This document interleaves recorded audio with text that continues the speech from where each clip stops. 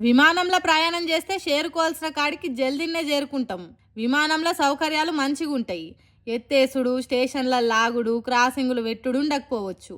కానీ విమాన ప్రయాణం ఎంత మంచిగా ఉంటుందో ప్రమాదం కూడా అంతే డేంజర్గా ఉంటుంది. గుజరాత్ రాష్ట్రం అహ్మదాబాద్లో ఎయిర్ ఇండియా విమానం కూలి ఎంత ఘోరం జరిగిందో చూడుండ్రి.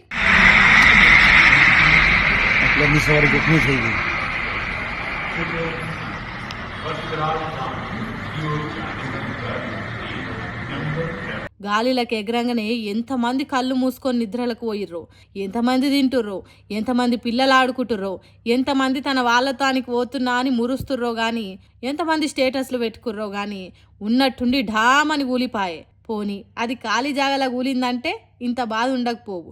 సరిగ్గా ఓ మెడికల్ కాలేజ్ బిల్డింగ్ మీద కూలింది. అప్పుడే లంచ్ టైం అని కాలేజ్ వాళ్ళంతా తిననీకే కూసురట. అంతెల్మే గిట్ల అయిపోయి.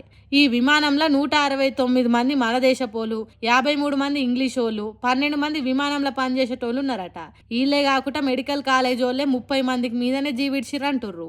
ఎటు చూసినా ఏడుపులే, ఎటు చూడు రక్తంతోని ఆ జాగంతా తడిసి ముద్దయింది. పాపం ఇలా లేచినాక వాళ్ళ గాచారం ఎట్లుందో ఏమో గాని వాళ్ళ ప్రమేయం లేకుండానే అందరు పానాలు గాల్లే కలిసినాయి. ఇంక ఈ లెక్క ఎంత పెరుగుతుందో తలుచుకుంటేనే భయం అవుతుంది.